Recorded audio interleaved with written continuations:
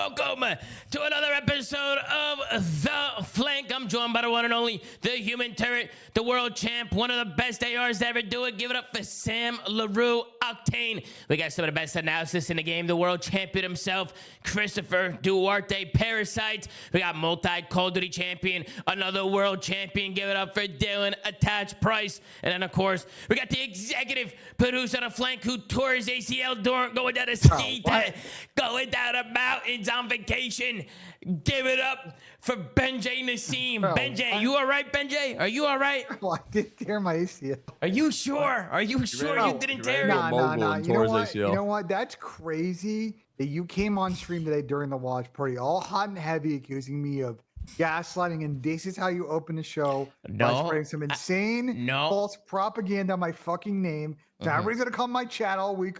Oh, R.I.P. Benji's ACL. Benji's ACL. I sprained my knee, Tom. Okay, I sprained my knee. He sprained his knee. He didn't tear his ACL. He sprained his knee. Not that bad, okay? All right, he sprained his knee. Can you walk or not, on your goddamn fucking stream in front of thousands of viewers. Oh my god! Does that mean no putt? Can you putt today, Ben? No, I'll putt. I can putt. I have a brace on. Do you have crutches or like what's going on? I have my brace on. Oh, okay. I'm just making sure he's all right, Dylan. That's all. I just want to make sure he's good. That's crazy. Yeah, but you spread propaganda. Tore my ACL. Oh, it's fine. Oh, Ben, you gotta stretch a little bit more. You gotta prepare for these type of things. Like you're getting older in age too, so these athletic outings you need to actually prepare your body for. You can't just go on a whim anymore. He crashed into a tree. I don't think stretching's gonna. I didn't crash into a tree. I'm just messing around, man. I'm just messing with you, Ben. Ben, I'm glad you're all right though, Ben. I'm glad you're okay. Tom, thank you. You know, absolutely. Dylan, how you doing, bro? You been good? Bro, no, I've not been. It was a terrible day, Tom. It was a terrible day. What happened, bro? I was getting trolled by Frontier Airlines all yesterday into early this morning. I spent 10 hours at the airport. Bro, have you guys ever heard of this shit? I think they just made this word up. Have you ever heard of a crew timeout? Yes. No. The only, of course, Ben does. But listen, Ben knows a crew timeout. Bro, we boarded the plane. We're about to take off, and they say, actually, our pilots have flown too long. We're turning around. We go back to the gate. And so, I had to spend like 10 hours in the airport. Fucking barely slept all night. It was terrible. Damn. Hell Frontier. Tough. Damn, bro. You guys ever watch that one movie with Denzel Washington when he flips the plane? Man, what a fucking movie, bro. Such a good movie, That's a good one. Duarte, what's going on with you, Duarte? You doing good? Yeah, same shit as always, man. I can't complain. Excited for the major coming up very, very soon. I feel like this the season's flying by right now, man. I just feel like we were just at major one. I don't know. I don't know if it's the games or what, but I mean, we're fucking approaching Birmingham quick, and I can't wait. Yeah, no, it definitely feels like it's going by quick. Felt like just yesterday we were at Major 1. How you doing, Sam LaRue? You doing all right, Sam? I'm okay. My friend tore his ACL over the weekend, so I'm a little distraught about it. But all things considered, I'm all right. You sure, even with the Thieves losing? I'm sorry, Sam. I'm sorry. Nah. You know, Sam, you know what? Sam, that was fucked up. You know what? You want to know why, though? Sam's been talking a lot of shit. What the fuck? He's been talking a lot of shit. That's because you're a convenient fan of whatever team Thieves is playing every fucking weekend. That's cap. What are you talking about? Hey, come on. I be showing love to the Thieves. I'm not Benj. You can't gaslight me like that. It's Ernesto. It's my Rocket League duo. You know what I mean? We'll get there. We'll get to that series. We'll get there. But we got a banger to start things off with today. We got a banger. So we're not gonna waste any time. A banger. And we're gonna hop in and we're gonna get right into it, guys. We got the Vancouver Surge going up against Cloud9 New York, and this one ended in a 3-1 victory for the Vancouver Surge. We start things off at a Scar Heart Point where Vancouver went 250 to 203 in that one. Then we got a Den S&D. Wasn't even close. Vancouver went 6-1 in the Den S&D. Then we got a Scar Overload where Cloud9 were able to get a map win on the board. They win that one 3-2. And then a Den Hardpoint, which wasn't even close. That's where Vancouver put the nail in a coffin, 250 to 122. We'll scroll down, take a look here at the stat sheet. We got a 0.9 from Capsidal. That's going to be the newest pickup from Vancouver. He just came into the lineup for Abe. We got a 0.93 from Gwyn, a 1.39 from Lunars, and a 1.31 from TJ Haley today. On the other side, the only one positive was Nezra with a 1.27. He's been playing really well. Other than that, you had a 0.97 from Encourage, a 0.66 from Hyde, and a 0.78 from Okiz. We'll scroll down to go look at the match MVP. It's going to be TJ Haley. He turns his webcam on, and what do you know? He gets the match MVP. You got a 1.34 in Hardpoint, a 1.33 in Surge, and a 1.27 in Overload. A very good, well-rounded series here coming in from TJ. Duarte, we'll go to you. Vancouver, they get rid of Abe. He goes to the bush in Challengers. He's dropping 50s every map now. They bring in Capsidal and Vancouver to get a dub here over Cloud9. What you think of the series? Yeah, I mean, I think Capsidal definitely helps this team. I don't know if it's going to really move the needle that much, but at the very least, you're going to get that chemistry between him and TJ, and, you know, it did wonders for them today. Granted, they're playing the Cloud9. I mean, Nedra's the only person that's really been shooting back. Him and Encourage, actually. Encourage has had some good maps. Ocus and Hyde, very inconsistent. I know Hyde, you know, he's not playing in the best conditions with his internet, obviously. We kind of know this already, but Ocus is just... he's been unimpressive, man. He's had, I think, one good series, and for the rest of it, it's been like 0.7s. So it is tough. I mean, he's coming from Fortnite, but I mean, I don't want to spend too long in this series, bro. I think Challengers Elite is more interesting than watching these two seasons. Damn. It is, bro. Challengers Elite was lit. We got FaZe people. Challengers Elite was lit. I can't lie. We got people falling off the map after clutching up 1v2s, send it to game or round 11, and they fall off the map, bro. Like. That was actually a funny clip if you guys haven't seen it. Yeah, I think it was a 1v3, or was it a 1v2? Or was it 1v2, 1v3, something like that. But I don't know. It was some crazy shit. He's about to send it to round 11, and he jumps off the map. Bad. Chris started his thoughts and started talking about another series that had nothing to do with this one. Holy fuck. It's tough. It's tough. But yeah, this series was lit. By the way, did you guys see that? But just to get back on track there on Cloud9, I definitely think Ocus has been underwhelming because I felt like Ocus... I mean, coming into it, I thought he had some of the most potential. I mean, watching him in Challengers, you know, he shoots really straight, but he has been struggling here in the Pro League. I like you said, Chris, he comes from Fortnite world, so maybe just having a hard time adjusting to the pace of obviously the CDL, because it's a lot different between Challengers and the CDL, right? I mean, the pace is just way quicker, way faster. The decision making's quicker. Hyde, he's really good at search. He's just really good at search. He just can't play respawn. He has so much to learn in respawn, and I think it's hurting him right now. I mean, we've seen so many series now where he's just like really just nowhere to be found in respawn, and then you know the S&Ds he's looking pretty good. So he definitely needs to find his way. But I've definitely been impressed with Nezra and Encourage. To be honest, I've been impressed with both of them. I think Nezra and Encourage have been shooting. They've been doing their thing. I feel like when you watch them play, you could tell that they're probably the two best players on the team, probably the two most well-rounded players on the team. I think especially Nezra. I really like Nezra's aggression. So he's been gross. Yeah, Nezra's been really good. He's been very, very good. And I think that's the most important thing with this team, Dylan, is like, you know, if you're not going to win series, at least individually, you might be able to shine and showcase yourself a little bit. I mean, what'd you think, Dylan? What'd you think of the series? Well, as you can tell, last episode, I had my Stallion jersey in the back. I took it down this one. They disappointed me. I mean, they made Vancouver Surge look like the Optic Dynasty. That map 2 S&D, they were doing whatever they want winning. Like, they were just slamming C9, and C9 just made it look so easy for them. So I don't know. This was the Burger Bowl. It's really hard to like give too much credit to a team that won because it's just both these teams are just so bad right now. But I think with C9, Encourage and Nezra have shown promise. They have shown potential. Hyde, I know he's in Cali. He's playing on like 70, 80 ping every game. And then Ocus just hasn't had enough time in Call of Duty to like compete at this level yet. To be honest, if I'm them, I'd probably make a couple roster changes and see who I can match up with Encourage and Nezra because they have been impressive.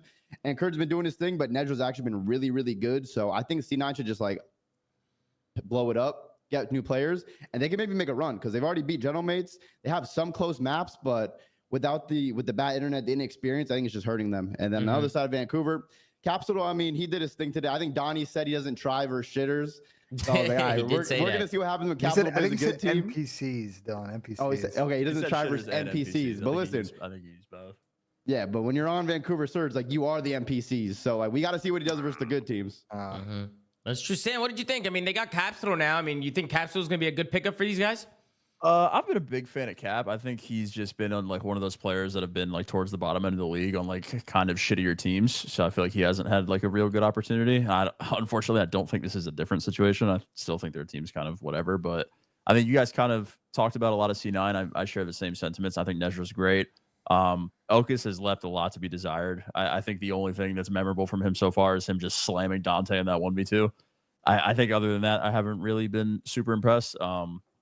Encourage and Nezra, excuse me, are definitely the two best. But Vancouver, I got nothing from this series. They played C9. I don't know if the roster change was good or bad. Tej had his webcam on and dropped the 1-3, turning the clock back to Black Ops 4. So again, it's just so difficult to actually give my opinion about anyone that plays C9 on whether you're a good or a bad team. So I think the roster change was needed for Vancouver. I would like to see them play somebody else to see what they look like against a real team, and then kind of form my judgment there. But I mean, this is just another classic C9 series, man. They're not going to do anything. Yeah.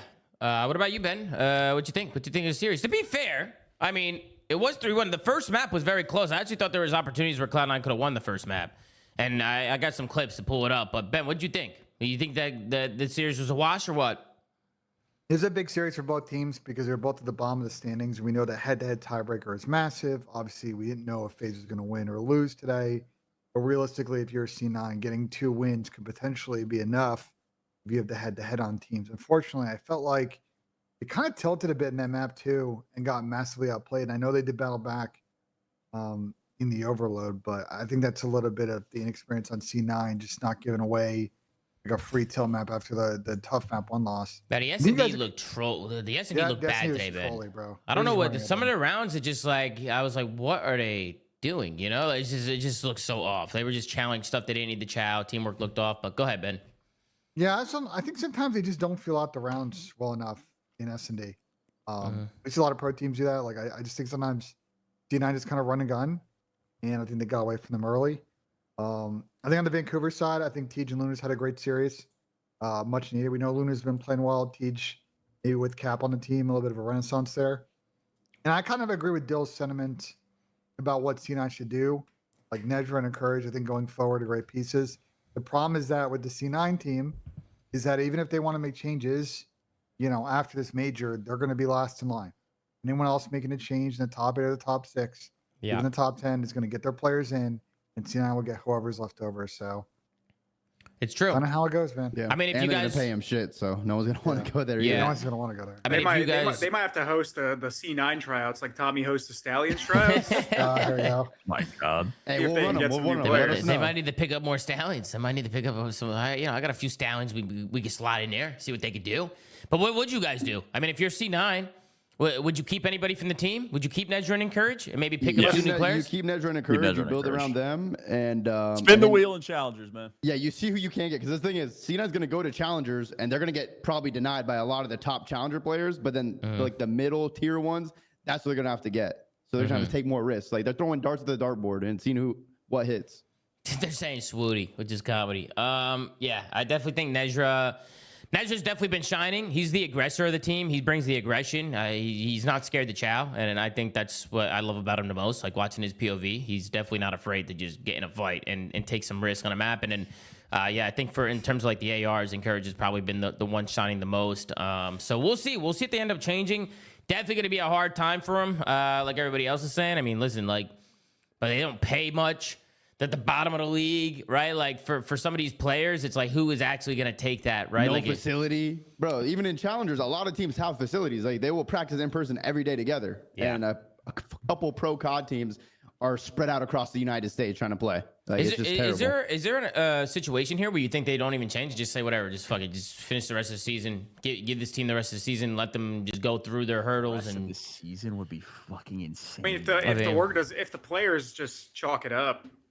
Yes, but if they actually want to try to like improve and take some risks, then they should definitely look at It's still crazy to me that Genomates lost to them. That Cloud9 took care of business against the Genomates. That's so crazy to me. They won 2 searches, right? Yeah. They were and both searches they had like somebody just going insane. They won Blackheart Hardpoint 2 searches. Yeah, Hyde went 25 and 10 in 2 search maps. Yeah, which is crazy. Yeah, that is insane that they lost, but I mean, they basically got a Neslo, and Hyde just had to take. I don't know. Maybe Genomates need to be investigated. I don't know. Something's going on here, but guys, I mean, to be fair, Cloud9 won the map 3. They won a respawn in this series, and this first map, I felt like they had an opportunity to win here, and this was one of those opportunities where I felt like Cloud9 could have had a situation where they could have got a full 60 here. I mean, this is a blue hill here. We're going into a P4. Cloud9 have a pretty good setup here. I mean, what do you guys think about their setup right now? Are they too separated, or do you like them all pushed out? I mean, you can see how it kind of all falls apart for them. They kind of get pinched out. Encourage finds some kills, but they just give up the right side of the map. Well, I don't think the setup's bad. Someone just got ripped off the plane. Win got ripped off. I mean, it's guys. Are we just getting ripped off the plane for free? I mean, it's a couple of things. Yes, but like, bro, if you're Hyde coming off a spawn, what's open, bro? You just died from the right. Like, him getting ripped off a plane was crazy. I don't know how he got ripped. His death isn't actually that bad, though. Like, it's not about the end of the world. It's not about his death. It's about not picking up the right off the spawn. Not picking up the right is crazy. When you die, the guy coming he's literally the one that died and doesn't even look to where they're coming from. Like right here, Hyde, if you're watching, if you're listening, right, you die right, you come on spawn, your teammates have left and mid. I mean, you died from the right side. Somebody has to pick up right, and nobody picks it up, right? Like, you got a guy in hill, you got 3 guys from C9 looking at the left side of the map. 3 guys. So obviously, Quinn's probably flabbergasted that he's just walking on the side of the map. No one's challenging him away. Yeah, like something like this is just like, something like this can't happen. And on top of that, when the kills go down, your teammates are dying. Hyde, you should probably stay in the back and try and like hold the back. But instead, you push up, you die. And if you're Okis, you're losing fucking composure, right? You're like, damn, okay, well, I'm dead, right? And not only does he die, but he loses spawns. Everybody spawns across the map, and it just goes downhill, right? And again, look, that mistake just happened, and it's what, a 20-point game, right? Like, it's like, man, like this could have been a situation where Cloud9 held all this time, took the lead, and it would have been all good for him. They'd probably go on to maybe win this map. And then there was also another situation going into the P5 hill at the end of this game. I mean, we're tied up here. It's 196 to 198, and Cloud9 have a full rotation here. Look, they get every kill, and they have a full row. It starts with somebody getting picked to the front. It's going to be TJ onto Nezra. And look how easy it is for TJ and him to come through. TJ hits a big Kobe coming through the front. He wins another one through the front. Hyde goes down. Cloud9, though, they come off spawn, and they're still spawning back here. Right, you can see Gwyn. I actually was surprised that Gwyn didn't chow here when he was just staying down. I thought he was going to chow when they were getting the kills. But he just stays here, doesn't chow. Cloud9 got a few kills. Nezra slides in. Capsidal wins a fight middle, and C9 just having a hard time finding these kills onto this hard point. They kind of just get pinned back here. I mean, if you're Cloud9 and you're getting pinned back here, Duarte, we'll go to you here. How do you get out of there? What do you got to do to get the hell out of these spawns? You got to go mid. Yeah. Like if you don't go mid, you're not getting out of this trap. Like you can try to like funnel the front and see if you can get at least the guy off time, but once you get that guy off time, what are you going to do after? Like you're just chalked. You have to worry about your pinch top green. I think when Gwyn was contesting, whoever was top green just overstayed up there. I don't know who it was, but they should have already been proactively going mid and like getting information on this like B cut and trying to like get his players out. Yeah, you can see Encourage is like up top and like, is Encourage chowing? I know he's in the chat. Was he chowing here? Because you got 2 guys here holding mid cut. And they're not even, look, number 6 and number 5 are standing out in the open, just looking at mid-cut. These are free pickings for Encourage. I'm surprised. I don't know what he was looking at here. I don't know what he might have got hurt, got back down or something. Is he from who? But he should have gone. He should have gone to like help Hyde, if anything, and then had the other 2 players fill the front. Unless number 5 shooting at him. Is number 5 shooting at him? Like Hyde's taking a route here. If Encourage is top fucking green, he could have helped them get out mid and then tried to pinch it. Like his teammates are spawning in the back. Instead, he's kind of just sitting up there, and they just end up. They don't do anything. Nah, he might have tweaked here. He tweaked. I don't see nobody shooting at him. Looks out the window, he kills 2. Both people mid cut. He just kills them too. I mean, he was shooting at them. He just shot at them. He's probably getting shot at too. Before. Yeah, fair enough. But he's I mean. Before, I don't know. I thought that was weird. I thought this was really weird because Cloud9 had the spawns, and they couldn't get a single point on his time. They couldn't get him out of the hard point. I mean, they're spawning here, especially like where the tax at. Are they throwing tax? Also, they kind of fuck up early. We always told them to throw them. They never did. They never threw their tax, Dylan. They never threw them. They have no trophy down. They fucked up at the beginning when they killed the initial guy off hill, like Seattle or Vancouver did. Somebody, instead of like just pre-aiming, because you always want to have this set up. Like if you're back down in the hill, you want one guy in time and one guy just literally pre-aiming this hop up, and then everyone else kind of just flows. They give up this pre-aim on the hop up, so the guy in the hill just gets fucking like overwhelmed, and they don't even get the free kill on the player. He got smoked by a stun. He got smoked by a stun grenade watching the hop up. Well, actually, I take it back. I think the guy that was going to watch it got fucking cooked by a nade. I think which is another thing. See, this is why you use your tax, right, Dylan? Got to throw your tax. Look at TJ. TJ's a vet right here. He's a TJ's a vet. He throws an absolute Kobe over the top and kills one with a nade off spawn. It's good plays from Vancouver. I mean, it was a close game. I mean, I think if C9 win this map, we potentially see a map 5 here, and going into a search, C9 can win the S&Ds. Granted, the second search, the second map was disastrous.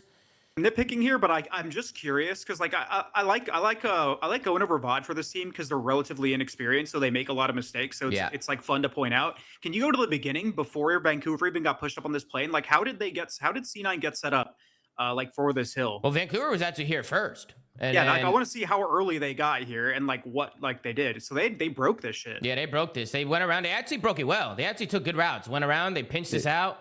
I like the route from Encourage to go around the left, go around the back while his teammates are coming through plane. They get all the kills. And yeah, I mean, they broke it. I mean, they had a break originally. I wanted to see if they had space, but they didn't have any space here. They just got, never mind. Yeah, no, it was kind of just a trade fest. I think most important thing is Spawn, if they have a trophy, that thing's got to go down because they don't have a trophy right now. And 2, Vancouver don't have a trophy, so, Cloud9 got to use their tax, bro. They got to use their tax to get these guys out of here. And I also think they got to be a little bit more proactive, especially top green, with these guys coming through playing. Like, just challenge these guys, right? You got the back spawns. Worst comes to worst, you flip out with 20, 30 seconds left, and you're back in middle now. Like, now you have P1, right? And you can just hold for P1. But they couldn't even get out. I mean, TJ makes a good play, just keeping them pinned here. They have the whole entire map.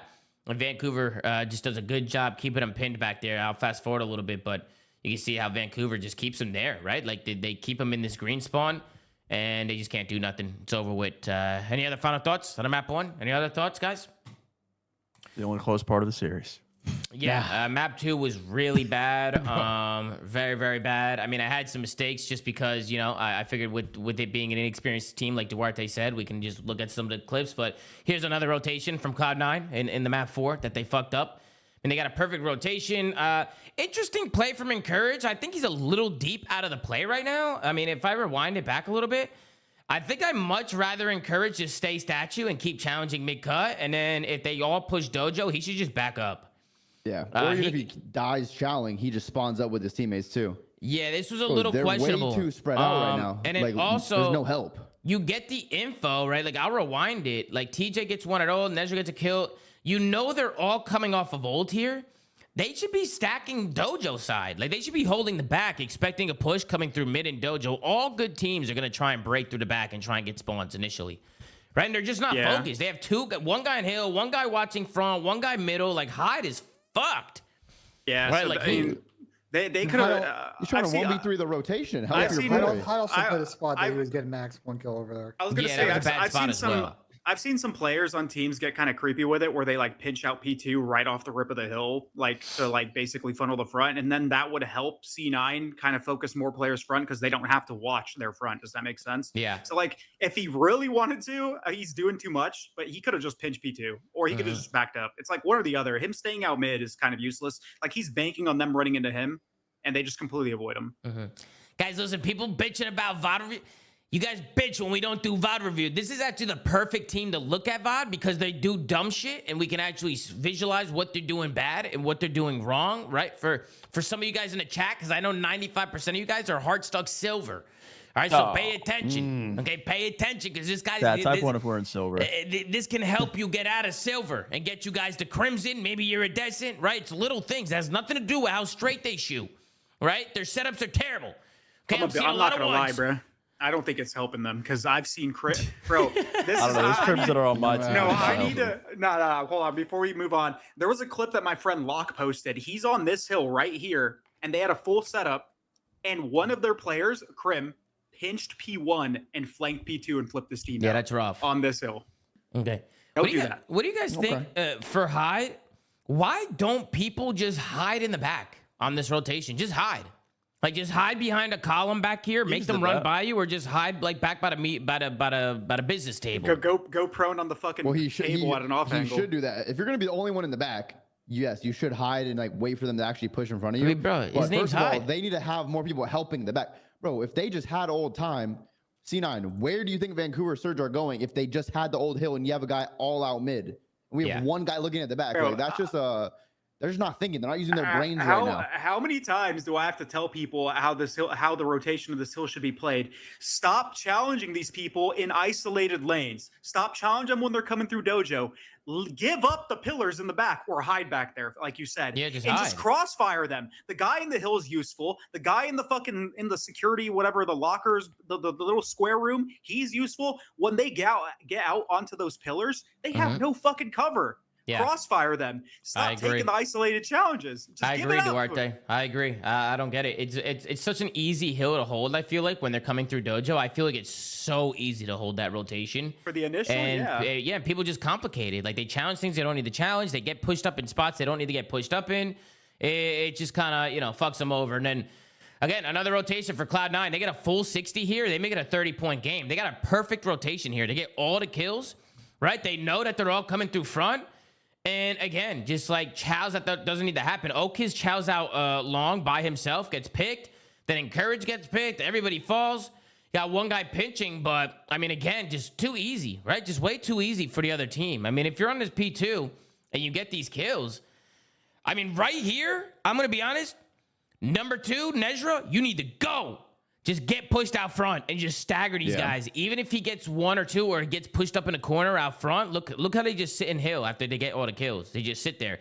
Dylan, how many times in practice sessions with the Stallions did we say, did they get kills Countless. And they don't move? They don't move off their kills. When you get 3-4 down, doesn't matter if you're one shot, you have no ammo, whatever. You go forward, you run forward, you walk forward while healing up and reloading your gun. Do not get 3-4 down and just sit there. That's the worst thing you could ever do. And I mean, clearly sometimes like, they get to the big leagues, they start freezing up a little bit. Yeah, I can't express it enough, man. You have to make use of your kills. If you get kills and don't move on the map, it will hurt you so much, especially at the highest level. Players like Shotzi and Hook and Simp the Pimp and Hydra, they're slamming front as soon as they get 4 dead. They're running at you right away, and it's not even thought about. They're decisive. They're doing it right away. It's muscle memory for these guys. Look at Tej, man. 22-9. Yeah, he had a masterclass. TJ had a masterclass. He's back. He's back. But any other final thoughts, guys? Any other final thoughts for the series? Tom, yeah. Did you clip that just the end of the overload? No, I didn't. But you want me to go back and look at it? Just go to it real quick, bro. Like, this is just for C9. I know, chat. I know. I'm sorry. But just the last, like, bro, what the fuck were they thinking here? Like, why were they trying to push the device? They could have just sat there. Yeah. I mean, they didn't win it. We don't even talk about their break down for a while, but like, what was it? Like, they literally gave them a chance to win when they could have just won the game by just sitting the ball playing. Like, it was so bad. Let me see. You're talking about the very, very end right here. So they stopped. Yeah, they stopped the push. They stopped this. Like, it's over. Just chill by playing. Park the bus. Kill whore. Get your damage up. Like, yeah, right here. Boom. 2 dead. Run it at their base? 3 dead. They're looking for 1 guy who's green right now. Yeah, this is right. You're giving them a device. It's like, here you go. Here's a device. You guys can have the device and get 1 more opportunity to break this point. I thought they were gonna do it. I thought to break, get an overload. Win this right here. Yeah, no, that was insane, bro. I got so scared here too because then TJ got a 2-piece and I was like, no, man, no. And somehow they stopped. I don't even know how they stopped this. They got lucky that they stopped this. Somehow Encourage was able to get the kill from top green. Yeah, they should have lost this. Yeah, that was the same thing every time. That was number five should have fucking literally ran at their spawn. Instead he stayed by the point. Like, he could have easily just cut them off before they even got to the cross to shoot the guy. Yeah, but any other final thoughts, guys? Ben, any other final thoughts?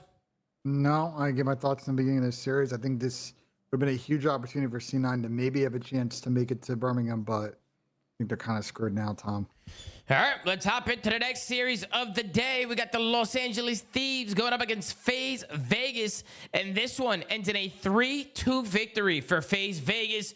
LA Thieves falling short. We start things off on a Den hardpoint where FaZe win 250 to 243. It was a good map 1 from FaZe. They clutch up at the end. Then we got a Den S&D. LA Thieves. There's actually FaZe who go up 4-0 in that one, and then Thieves win 6 straight and win that map 6-4. It was good mid-round adjustments coming in from the Thieves. Then we go to a Scar Overload. LA Thieves 6-3. Pretty comfortable Overload win from them. And then we go into a Black Heart Hardpoint where FaZe bounced back with a comfortable Hardpoint win, 250 to 164. And then we got a Scar S&D, which in my opinion, I thought LA Thieves looked terrible in the Scar S&D. They were just, they lost their heads. And FaZe Vegas get a 6-1 victory. Abuza going crazy in that map 5. We'll take a look at the stat sheet. We got a 0.98 from Hydra, a 1.18 from Nissim, a 1.08 from Scrappy, and a 0.84 from Tyler Abizi. On the other side, you got a 0.9 from 04, a 0.93 from Abuza, a 1.03 from Draza, and a 1.08 from Simp the Pimp. We'll scroll down and take a look at the match MVP. It doesn't surprise me from Simp the Pimp. Chris Lair with a 1.14 in Hardpoint, a 0.92 in Search, and a 1.04 in Overload. Sam, we'll start with you. These are your boys. LA Thieves, Sam, they looked good until they didn't. Right? It's like, what happened to these guys today, Sam? Where's your head at? What you think of the series? Go ahead, Sam. Floor is yours.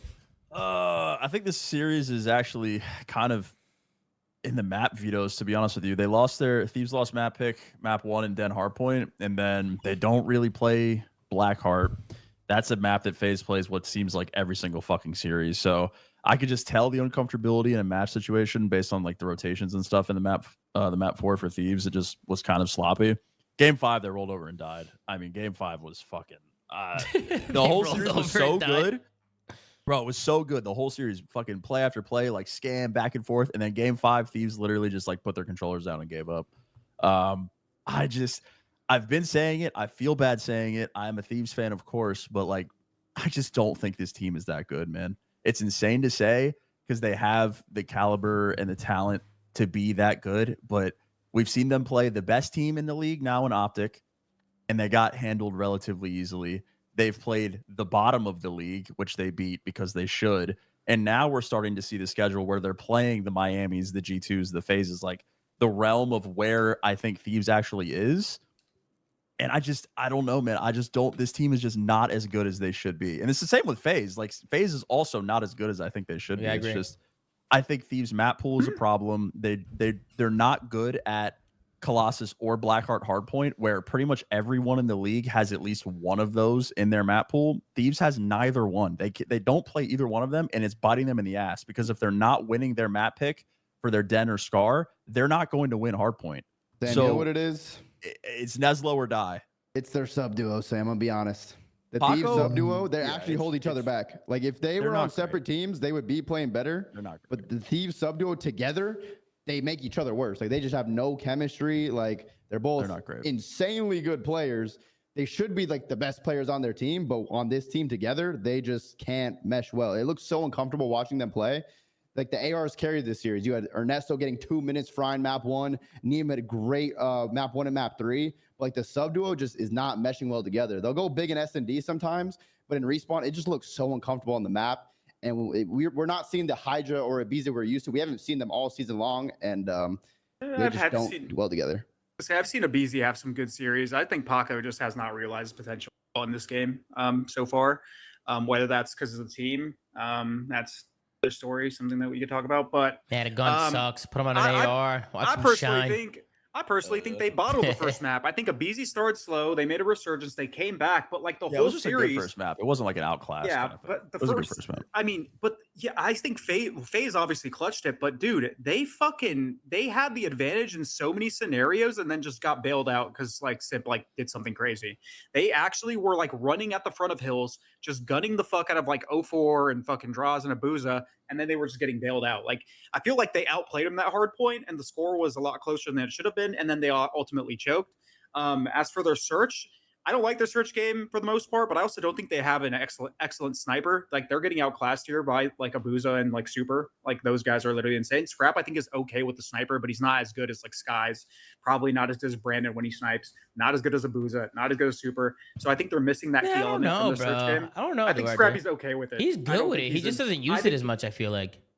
But that's what I'm saying. He's not insane. Like, so they're missing that in their bag. And then Abizi is like not the first Blood Reaper anymore. And their search is just kind of okay most of the time. But yeah, I mean, I don't know. They have a lot of problems, bro. They don't particularly excel in anything.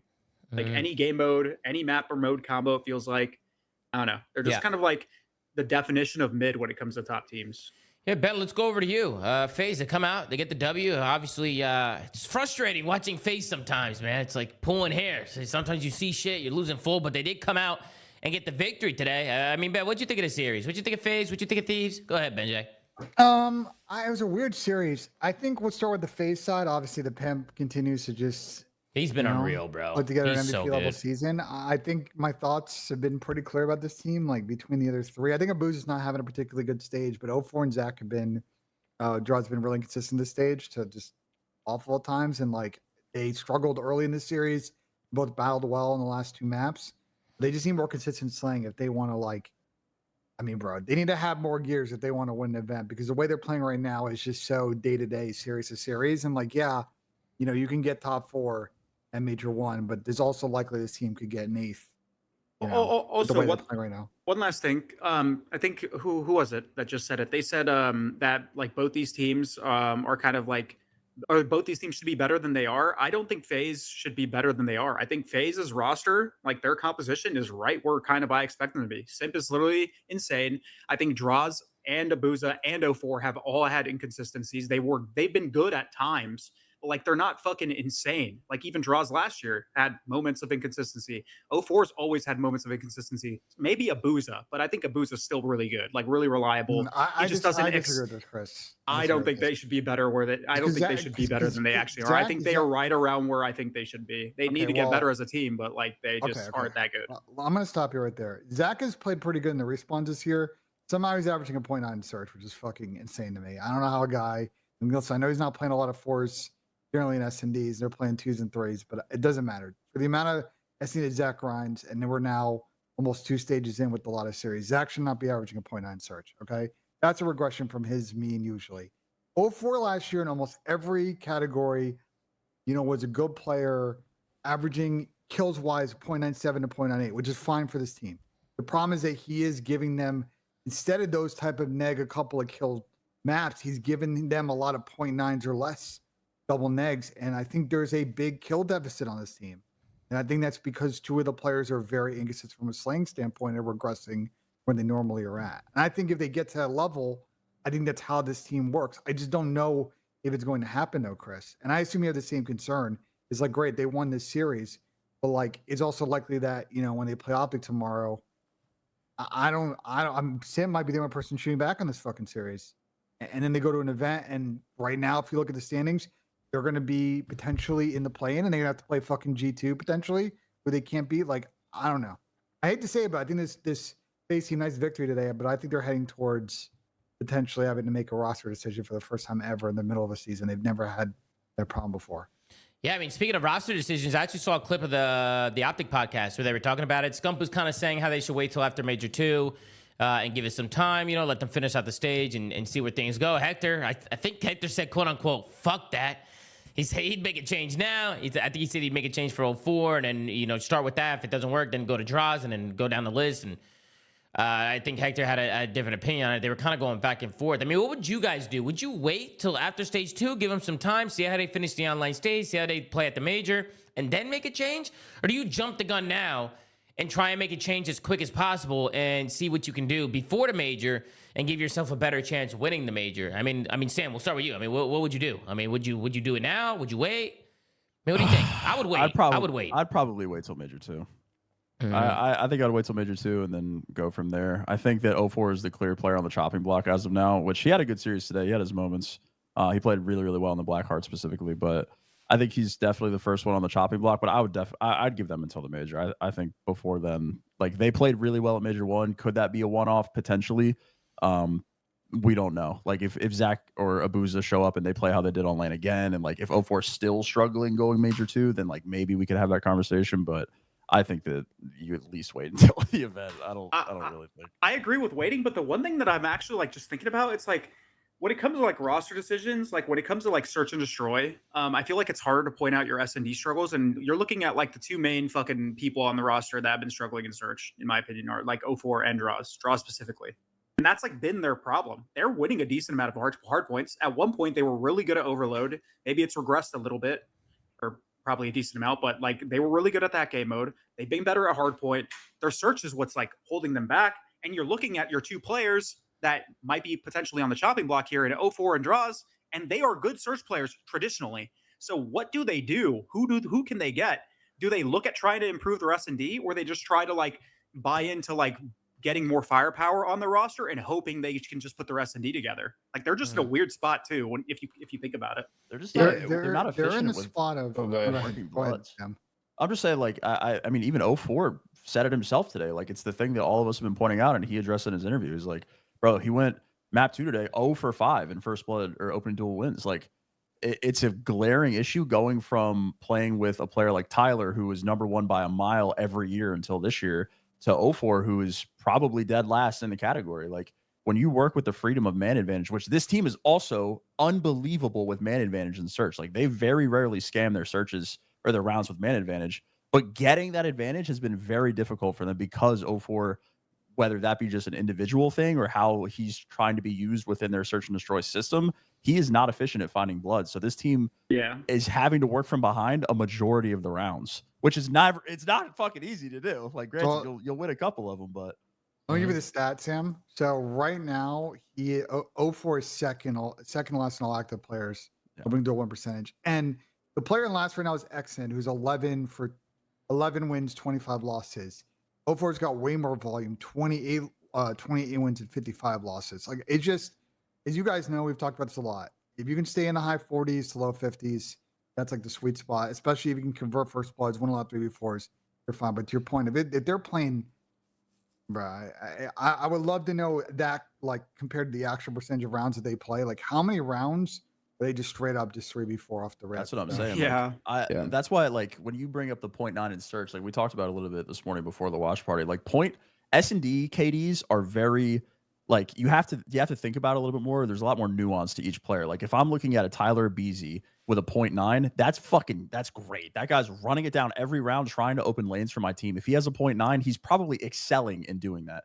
But if you look at someone like Super, who is sniping every round and like basically baiting his fucking team and like sitting on the off lane, like playing for kills, if he has a 0.9, that's a different situation. So if you look at the grand scheme of their search and destroy, if 04 is dying first damn near every fucking round and he has a 0.9, I feel like that's a little bit different than like if he had a fucking 0.6 or a 1.1 or even a 1.0. Like KD in search is so relative to what the player is doing within their system of their team. I feel like the 0.9 thing that you keep bringing up doesn't have a bunch of merit to. I'm not trying to like flame you, but I just don't think that like this specific instance, that point has a lot of merit because 04 is legitimately running it down for first bloods. Him having a 0.9 might actually be a good thing if you actually think about it. If he was converting first blood at a mid to high 40s percentage, but 33 second to last in the league, he's just insane. At that point, you're just throwing your life away, Sam. No, 100%. I agree. Do you guys think he's trying too hard to be the first blood guy? Like maybe he just needs to let the first bloods come to him. They're like, to be fair, a lot of these rounds are not like him just yeeting a lane and hoping he gets a kill, doing some crazy shit. A lot of it is sometimes, and we see it oftentimes in Scar, of him just assuming a lane is covered, and just giving himself exposed to a free kill. Like it's just some of this timing base. It seems like he's just kind of stuck in that aspect. And again, we could just sit here and speculate what the actual problem is. It could be uncomfortability on his side. Like maybe he's legitimately trying to be his own version of Tyler because they saw this, or he saw the success that he had prior. Maybe it's their system of search and destroy. They have him doing things that he's uncomfortable with. Like when you're the person that has the onus of making a play to open the round majority of the rounds, it's a hard fucking thing to do. I never did that shit. I have no idea, but I can't imagine it's an easy thing to do. So like maybe it is just an uncomfortability thing, whether it be again the system or just within the game itself. Maybe he just hasn't figured out Black Ops 7 yet. Like that's why I'm saying give it till Major 2. Yeah, I mean, you know, he's been good at search his entire fucking existence on Earth. He was an S&D kid for years. He was great last year in his rookie year. So listen, I feel like giving him another stage, at least for search and destroy purposes, isn't the worst thing in the world. As someone who used to have a very high first blood percentage and you know was very good at that kind of stuff, I think give me some nuance. I think one of the main things that I'm seeing is sometimes I feel like he's trying to do it by himself. In order to get the first blood, you also got to work with your team. Like there needs to be some sort of strat involved. Like he's getting picked out by himself a lot. A perfect example is like mid-hut on Scar. Stop going in mid-hut by yourself on Scar. You don't need to go in mid-hut. You don't even need to go in there. The only time you should go in mid-hut in Scar is if maybe you have a teammate looking over you or you got like a crossfire somewhere, or you're working like a setup or something, right? Like you don't always need to be pushed up by yourself on the map, like trying to get a blood because you're just going to get picked. And then once you get picked, you're leaving your team at a disadvantage, right? That's kind of like the thing, like you live and die by it, right? Like if you're going to make plays like that, you better get a kill because if you don't, it's going to hurt your team. You have to base your strats around the guy too. Like if you know someone is on your team going to be that first blood player, like when we were playing together, Tom, and you were going for bloods, our strats would be based around you getting that blood, exactly, trying to help you get out. Granted, not every time you're going to be able to get a kill and get out. Sometimes you're going to get traded, but you have to set your first blood player up as best as you can. Take whatever map control, throw whatever tax you got to throw to give them a chance to get the kill, get out, and keep man advantage. Because 100%. Yes, it's good to get first blood, but if you just die right after, doesn't fucking matter. It's a 3v3 unless you get really good map control with a 3v3. But if you just die, it's just a trade. Nothing really matters. Yeah. Like you have to work off your team. Like that's how you get first bloods. Like there needs to be some sort of strat. Like you can't just throw out a Pokemon ball and just call it a day, right? Like there has to be some sort of strategy or some sort of. There's got to be something, right? There's got to be some sort of teamwork to help him get some more bloods, right? But that's what I'm seeing the most. Like it seems like he's playing by himself too much. But what do you think, Ben? I see you pondering over there. if he can be more consistent, Tom, they're first in the league at converting first bloods at 80%, which is fucking insane, by the way. That is way above normal.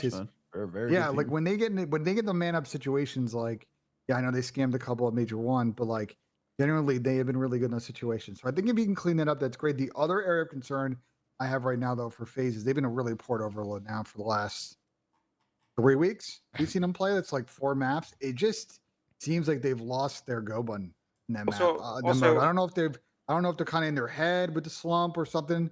But I think we all agree watching them play Scar today. It just felt like you just weren't playing with the speed required to win that map. The overload. You talking about the overload? Yeah. The overload was driving me nuts.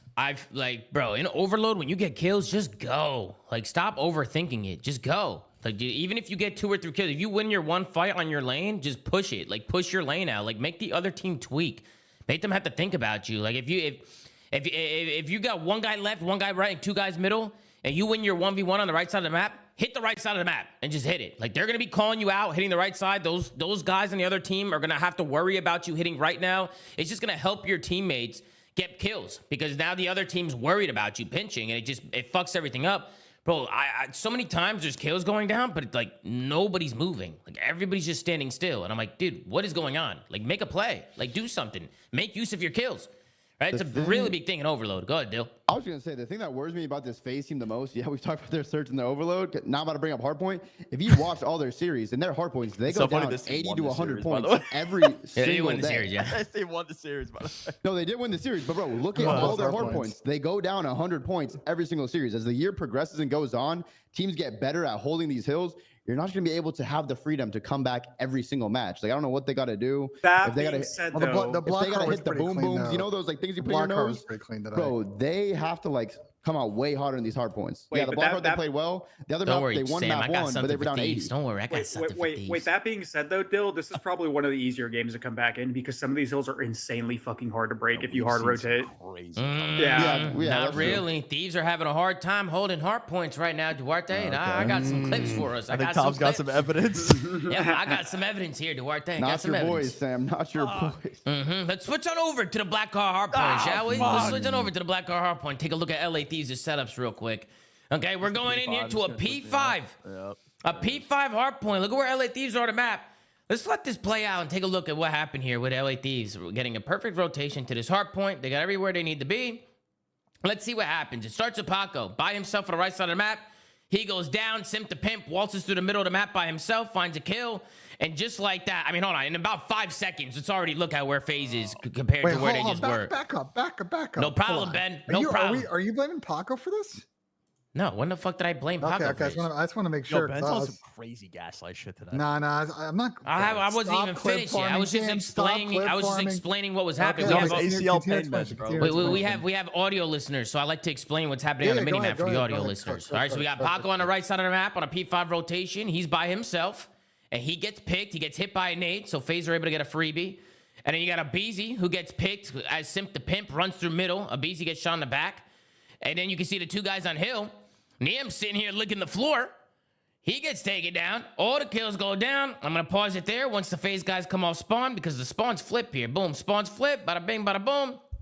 And now look at this. FaZe had the back spawns. They broke the hard point, which should have been arguably a full hold for the LA Thieves. Ends up collapsing. Now I'll ask, what do you guys think went wrong? Wait, I think that is Paco's fault. Wait, hold on. 100%, bro. Go back to where Paco was. Like, Paco shouldn't have even been. Is this Paco's fault, dude? Is this his fault? Bro, he's pushed up by himself. Like, yes, his teammate dies. Once his teammate dies, he needs to get the fuck out of there. Like, he gets hit with a nade. They run ahead and kill him. Like, just leave. And the reason his teammate died mid-square was because he was trying to go help Paco. So he tries to... Oh, he overtweaks trying to go help Paco. Paco should have just got out of there. Why are you still in the P3 area when you know you're just going to get outnumbered there? Yeah. Number 3 tries to help him, and he gets picked because of that. Like, if he doesn't get naded, the play probably does not go down like this. Well, when you get naded, you got to get the fuck out. And also, you don't want to be in a situation where you get traded.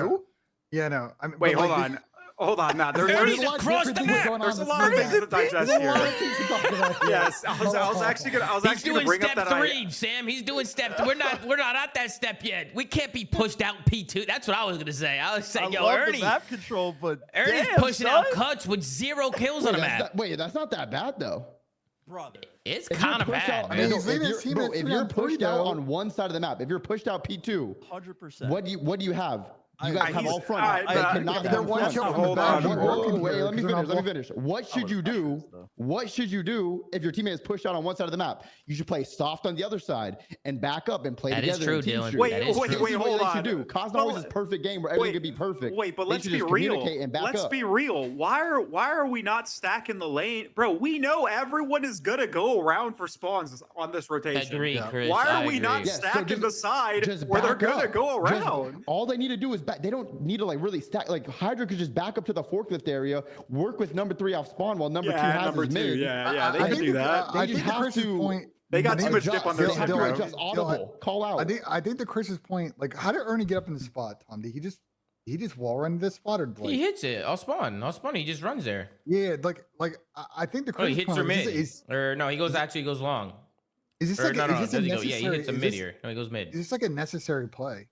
Because it puts his team in a position where they got to play like pretty quick, high octane ball and not lose his spawns. Yo, why didn't he stay mid? He should have stayed mid. I think it's a risky play. It's no, realistically, guys, I think Ernie should stay mid here. Either. Like, once Ernie gets his kill, just stay out mid. Just stay out. I just want him to be in the play. That's all I care about. Like, he gets this kill off hold, but in the grand scheme of the break, that kill is a completely irrelevant kill. They got a 2-piece on the rotation here. Okay, see, here's the thing, though. They're just on different pages, guys. Like, they're like, everybody's just doing different shit. We can't be pushed on both sides. If you ever get pushed on both sides and one person dies, you're gonna lose it, and that's just what they did. They got to play soft on the one. Ernie has all the front. He should be also staying mid and trying to get mid. But like, if Ernie's gonna do this, they have to back up. They can't just push up on P3, or this is what's gonna happen. Actually, now that I rewinded it back, I actually don't know if this was bad from Ernie. Now that I rewind it back, I don't think he needs to be front. They did get all the kills. I think he should be necessary. mid. It's an unnecessary risk. No, but they did get all the kills. Look, they got kills. Look, 1, 2. Right, one guy comes off hold, they get another one, three dead. Last guy's at hold. Like, Ernie's funneling them. By Ernie being here, you know, like what Dylan said, you know they're all like he has all his cut. You're 2 dead from not having spawns because there's fucking only 3 people on that side and one guy's. Well, no, I agree with Dylan. Like, I think they should be playing it softer. Like, I think Paco and Beezy should be playing softer. It's an unnecessary risk. If you just play middle, you can help the rotator to like feed the funnel off the next wave of kills. Instead, like, yeah, to Sam's point, yeah, cool. I mean, you kill 04 here, great kill. The problem is that it's so risky if the 2 players die because now the guy in hill is fucked and he's not going to be able to block spawns. And you've given FaZe Vegas essentially a free break. Also, when Paco dies, it's not even risky. They just didn't, bro. I'm telling you, if LA Thieves backs up here, they just hold this. Like, Scrap got the kill front, insta-looked his wall run, so they couldn't even hit front or mid. If number 3 and number 4 are just sitting in the back right here, number 2 can watch the mid door run out. Number 3 and 4 have team shots in the back. Well, they just can't be pushed up on that side. Nah, Dylan's spitting right now. Dylan, you're spitting right now. I agree with Dylan. Dylan's correct. Like, both could be right. But I also, bro, number 2 tweaked. He just gave up mid door. It comes under the comms too. Number 2 just gave up mid door and he just walked out and killed Abe in the side. Yeah. I agree with everything you just said. I'm gonna be honest. I think in that situation, I actually don't mind Ernie's play that much. After rewinding it now, they get all the kills. He pushes out. Like, they have all the info. They literally can only come in and right. There's nowhere else they can come. Just play tight. Like, playing it back. Made the play. I even think a BZ pushing up like through mid was a bad play. Like, just play around the back. Tom, you don't think he should just play middle ring and be able to help his guys? No, I think a better play would have been. I mean, Ernie gets a kill. He's coming back mid. I think the biggest problem here is when they get the kills and Ernie has the info. Like, I think they need to play softer in the back. Like, I think they just need to hold. Like, especially after Paco gets tagged up here. Like, Paco, like right here. Look, they get 3 dead.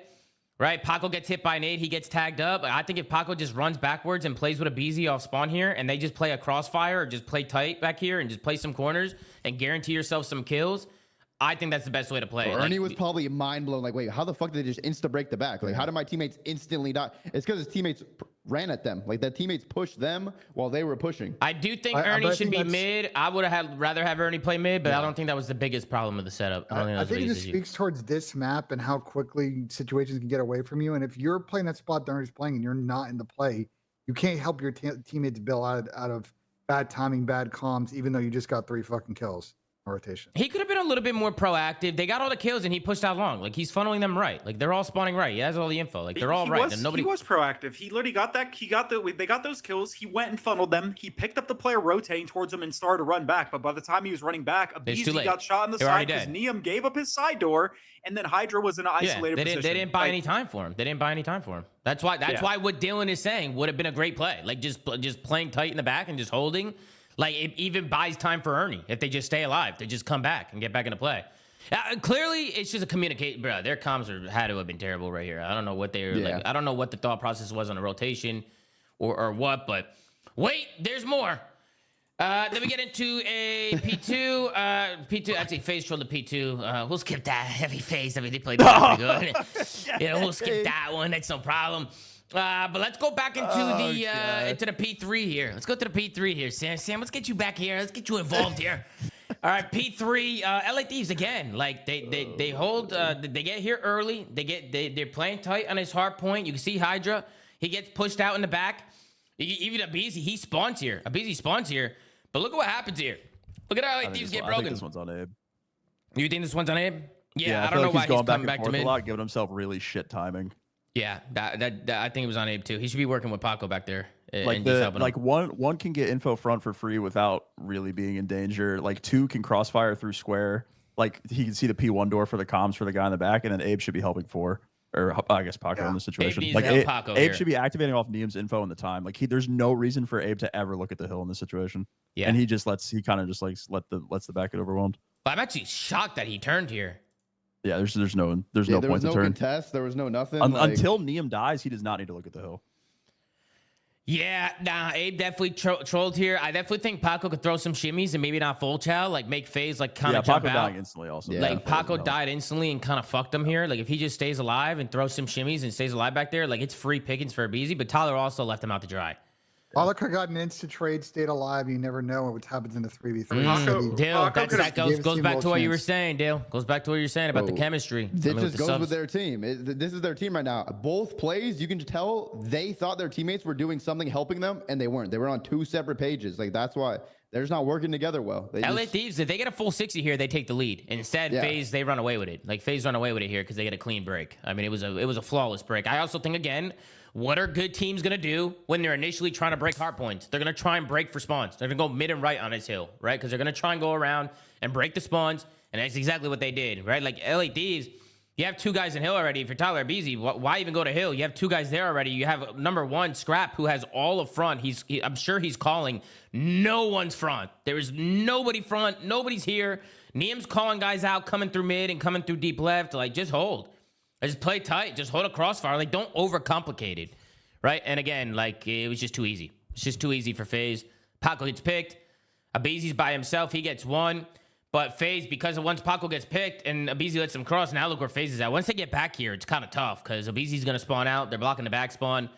Big kills coming in from the Zaza bros and Simp the Pimp. 04 cleans up the last one. It's a perfect break. And then, of course, when they get the kills, 04, he's blitzing. He's already out.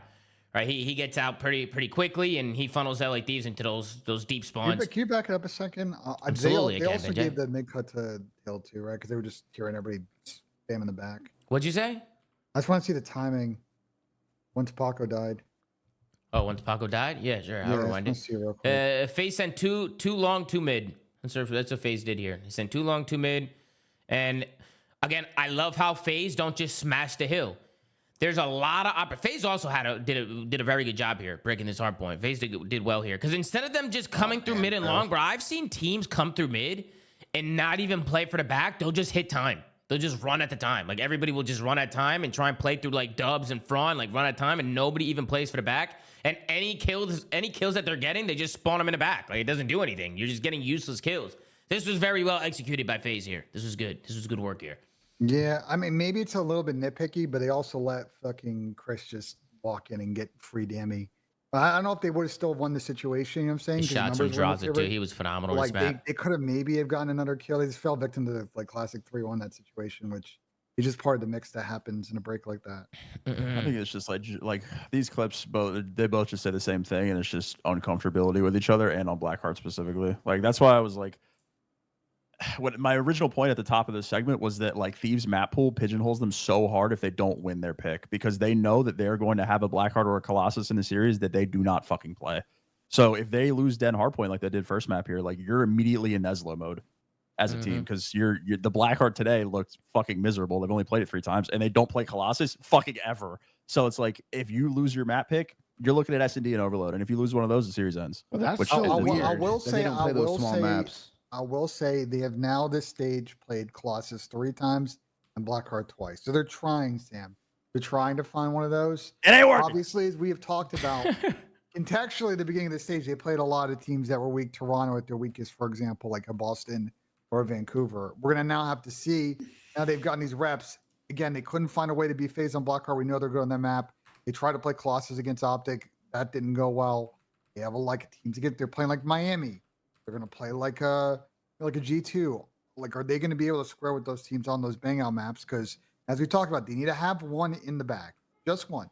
Both would be great. If you got one, you're in a good spot if you get to a best of 7. Bro, they should be good at these maps. They should be. Like, bro, they have a BZ, Hydra, Scraps, one of the fastest, if not the fastest they are. Like, they should be good at these bang out maps. So I just don't know why it's not part of their bag right now. Yeah, and then another thing, they don't have discipline. In the S&D, they don't have discipline in the S&D as well. Look at this. Yeah. First round, 2v2 situation.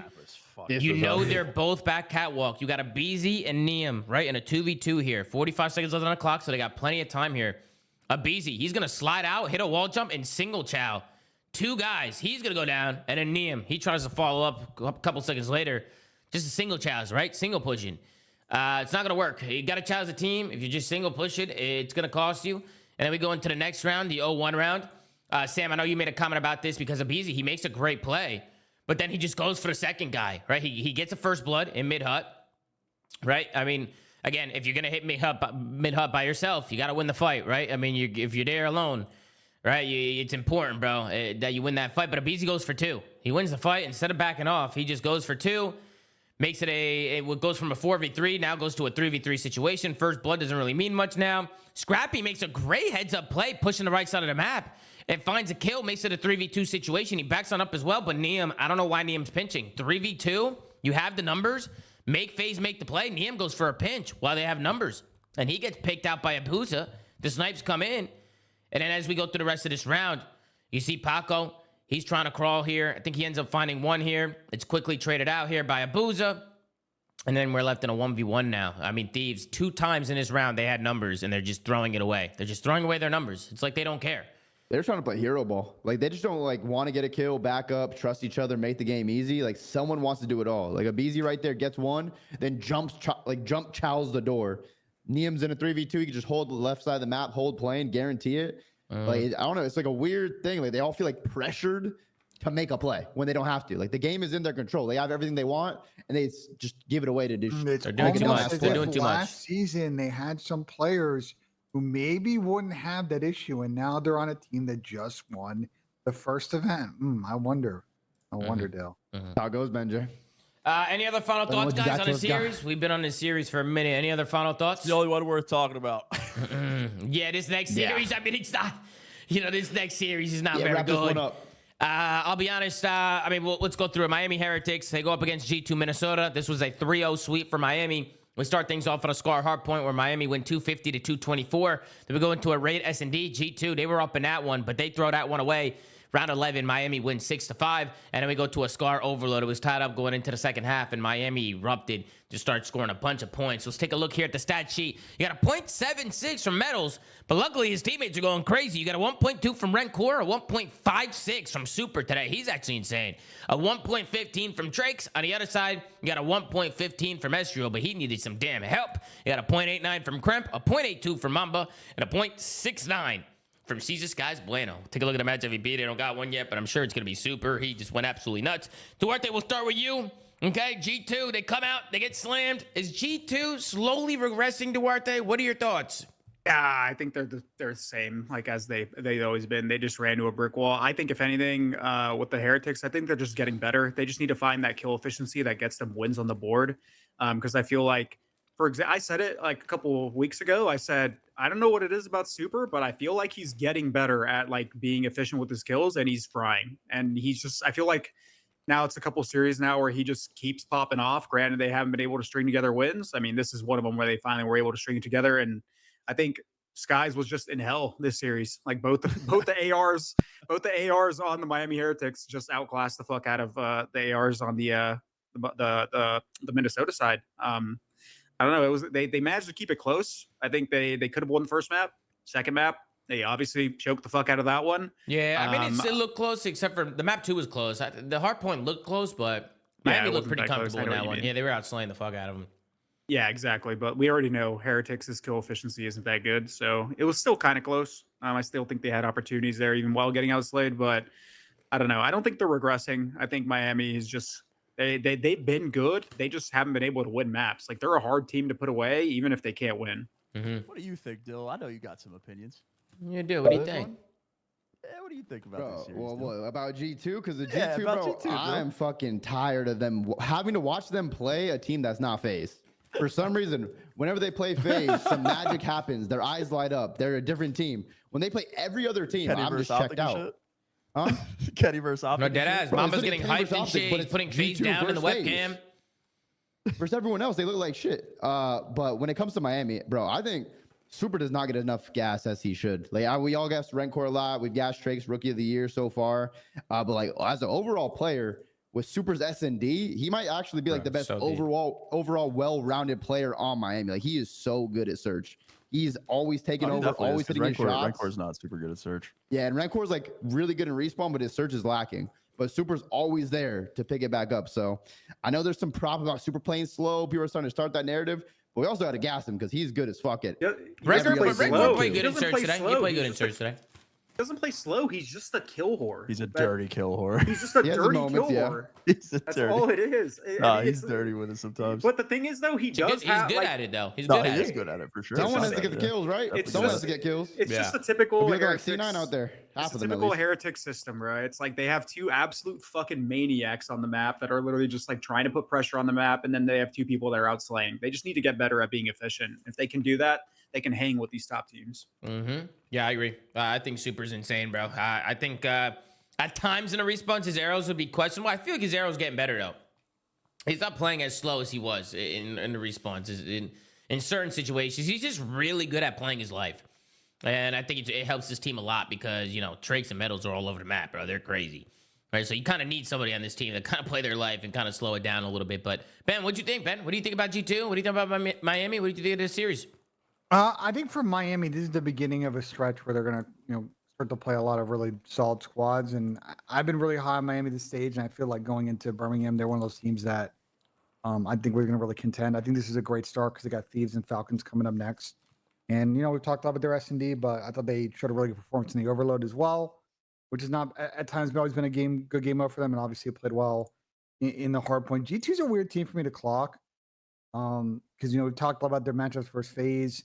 They had a nice game 5 win against Falcons last week, and they did lose to Optic in a gritty game 5. But this is an interesting stretch for them because they have Gentlemates tomorrow, who didn't look particularly good last week. Also, we haven't talked about yet, didn't get a pro scrim this week. So if G2 can find a way to go 1-1 this week, I still feel the same about them, that they can get top 4 again and just, kind of use that energy, that S&D experience to really propel themselves. Or if they start to kind of funnel downwards here, maybe drop a few between Carolina, Boston, and Vancouver before they play Thieves. That would mean that they're going to be kind of fall to that top 8 territory. So I don't know. I don't know what to think about G2, bro. That's really the summation of it. Yeah, Duarte, you think they're just kind of stagnant? They're just kind of where they are. It's just kind of where they're I just don't feel like they're improving. I feel like they're not a bad team, but they're not getting better. And that's probably what's going to fault them, while the other teams are making strides at improving. Like we already know, Toronto's improved a lot. I still think Heretics is improving a lot. We still don't know how FaZe and Thieves are going to go to the major, right? There's always. So we think they should make a roster change is what we're trying to get at right here? If they're just going to stagnate, be at this level as a team with this 4? I mean, it's kind of hard. It's where do you start? It's hard. Where do you start? I mean, you start with Skies. You start with Skies or Mamba. You're gonna start with Skies. I was gonna say no. We're not starting with Skies. I said Skies or Mamba simply because it's just kind of the stigma that Skies has, and then Mamba's obviously like new. So it's like, do you bank on Mamba improving, or do you just try to get rid of him because he's maybe not excelling? Like, it's one or the other. I don't think Kremp or Estro are getting off this team. I think they are easily the best parts of this team. Skies has improved a lot, but like that's a decision for them to make, right? Whether they bank on improvement of a rookie or keeping Skies because he's been playing a lot better. It's hard. This is a hard one. This team is a hard one. Yeah. Yeah, it's really hard to like realize like kind of like where to start with this team. But I mean, do you take more kills and more pressure, or do you take like the safer, I guess, quote unquote route and keep like the veteran on the team? I feel like, especially with how this game is played, and this game is only going to speed up as the game goes on throughout the year. It always gets quicker and faster. You have to make these decisions. So like you can't always have like those slow AR players on your team, kind of just holding everyone back and not being in the mix and trading heavy. But I also think Mamba's like that too. And I also think Skies just brings way more in search. And Skies is a really good sniper too. You lose him. The search you lose another. In respawn, that's like the tough one. Like the respawn, I don't think he really does that much in respawn for them. Yeah, but neither does Mamba. Yeah. We have and that's kind of the issue. Stats up. They both. You could drop both of them. Go ahead. They're just in that weird spot of like they're really not playing that bad right now. They're challenging good teams, winning a couple of game 5s against good teams, dropping one, having some sinker series, having some good series. But it's obvious that they could upgrade. The problem is, are they going to ever get in a position after one of these stages where there is a clear upgrade that is like available to them, and they don't have to wait on another top team potentially making a change and stealing that player? That's the Mariners conversation, because I don't know if it's going to play out that way. You know what I'm saying? I'm not going to lie. This might be a random shout out to somebody that I watch a lot in Challengers. I'd like to see like Fire get another opportunity on this team. Everyone from the bush is getting called up, man. Fire in this game is fucking godlike. He's played what about Nox? He played that's like a English, what about Nox? Yeah, that's like a language barrier. Or he's a shooter. Nox is a shooter for sure, and QK. Pick a or both like of them. QK, like just an AR that has like firepower and speed. Like, I don't know. I was just thinking Fire because I know Fire has like ties with like Justice or Estral. Like he's good friends with him. So I'm like, that might be somebody to look at. Just a really good aggressive AR with experience. I don't know. I think that could help him. I think they should keep Skies. I think Skies is a vet and he's been playing a lot better. His sniper's ridiculous. Good at search. Yeah, he might not be his spot, bro. Yeah, he's been playing good. He's been a lot better. Like he had the shitter stigma before this year, and I think he's been very good for them. What about Miami? Somebody in the chat said, would Real to Miami make them a contender? You think Miami should make a change or no? I will say that Metals has not been great their last couple series, which is like a little worrying for regression purposes. Because he was pretty consistent at BO6 up until I would say probably like 2 weeks ago. He had a couple shitter series, but I mean, if you put Real on this team, all they do is slow down, which is the last thing that this team needs to do. This team does not need more kills, bro. You heard Trex talk about it in their interview, but dude, they weren't rotating to hills. Like they were like one of the worst rotation teams. This team is so good at getting kills and playing their life. If they just rotate to fucking hills, they're going to hold them. They don't need more kills, bro. They need to just play better fundamentally. Like the other problem is, bro. Let's not sugarcoat it. The problem with Real is he's on Toronto. That's a Bravo organization. Like, how often do you see players trade between the Yankees and the Red Sox, Barcelona and Real Madrid? Like, what was that guy on the Mets? Who? What was his fucking name? Mets and Yankees is not like a. But that's not like. Oh, Juan Soto, yeah. That was free agency, and that's not like $750 million. Hold on. But the Juan Soto example is like the Yankees and the Mets aren't outside of the Mike Piazza thing. It's not like a crazy there's not a crazy emotional rivalry in that way. And knowing kind of how Toronto plays, like I just don't think that they want to take that out. That's a huge emotional. It becomes beyond a business decision. It just becomes an emotional decision of an L that they spend so much time this offseason and make it such a big deal. And the fact they got this guy off of the Heretics, for him to just walk them back to the Heretics in like 6 months is kind of crazy. I don't think Real helps this team whatsoever, man. Like Metals, like sure he'll give you some shitter series every now and then, but the pace he sets and like the initiative that he plays with, I think is much needed, because if you bring a sub player that's slower to this team already with Rancor and Super, I think that just like completely fucks everything. I'm not saying they should do it, but you really think Real doesn't have a go button? I feel like that is completely compared faded. to Metals and to in the aspect that like this team needs that kind of go button, absolutely, yeah.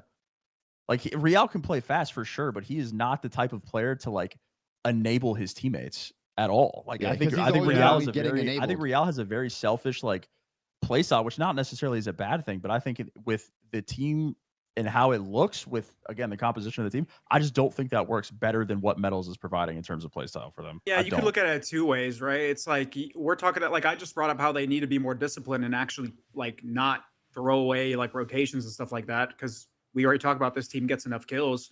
They're just not playing fundamental COD. They're not efficient. We've talked about this a lot.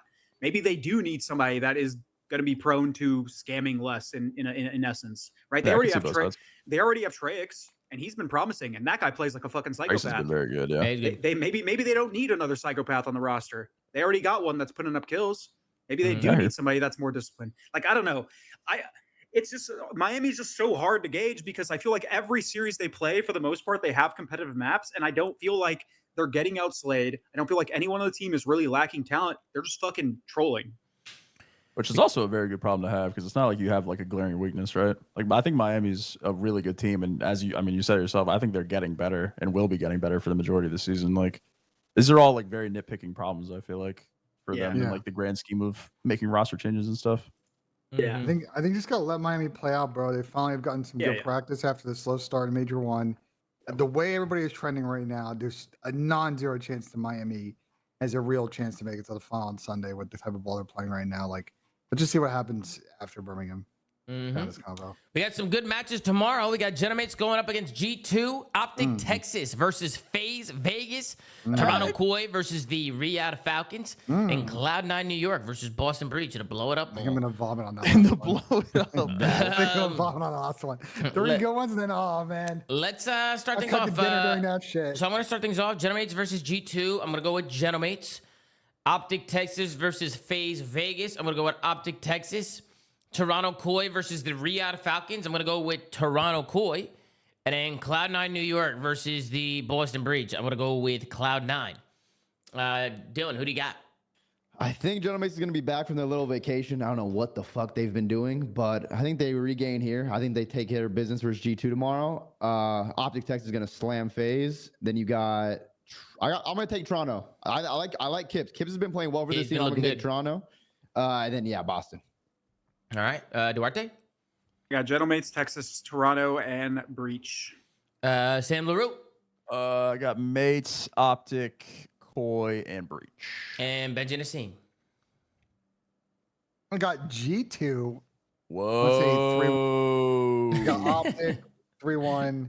Benj saw predictions. It's chalked. He's throwing shit at a wall. Boston 3-1. Wait, who'd you have in Koi? I genuinely think G2 can win that. Wait, who'd you have in Toronto Falcons, Ben? I have Toronto game 5. Okay. I want to pick Falcons. I don't know, man. I feel like Toronto kind of rolling last week. And the Gentleman's thing is, bro, they got blacklisted this week. Like, they have been only screaming amateur teams. Oh, that's true. Bush is better than the whole fucking league, man. They went 0-2 Bush last is the week. league here shortly. I think G2 will be a bit motivated after today. Like, it's all the makings of a trap series for gentlemen. Ben, are you good to putt or are you injured? Yeah, I'm good. I'm good to putt. All right, smoke that putt real quick. Let's see what you got. Absolutely. You know what I'm saying? Absolutely. I don't know what the putt predictions are. The mods are slacking right now. We got no predictions in the chat. Born ACL, still gonna knock that putt down. Oh, I've not. Where's Rebellions? All right, sorry to interrupt, guys. A clip just came across my timeline. I got to address it really quick. It was from Sam Octane. It said, I think I'd wait till Major 2 to drop 04. Yeah. I disagree. Drop him now. Thank you, Pat. Wait, Pat. What Pat, are you getting for him, Pat? Thank you, Pat. I don't care. Drop him Anyone? now. Does anyone? Anybody. No need to wait. Hey, look what happened with LETs. They waited. Look what happened. Good job, Ben. Nice pod, Ben. Nice pod. It was clean. I don't know where to. I guess the mods fell asleep today. Okay. They just started a prediction. It's too late. He hit the putt already, guys. Fuck. Oh, Rebellions, dude. But guys, that's gonna do it for us, guys. Make sure to like, comment, and subscribe. If you're watching on YouTube, go to anchor.fm/theflank. Check out audio @the Flank on Twitter and on Instagram at the Flank Pod now, and then of course ZooMaa.gg. Make sure to go check out the merch. We got new merch dropping soon. As always, guys, we'll see you guys tomorrow on another episode of The Flank. Take care. Brush your hair. we'll see you guys next time. Have a good one, chat. Peace out. Have a good one, guys. Later. Fuck, Benj.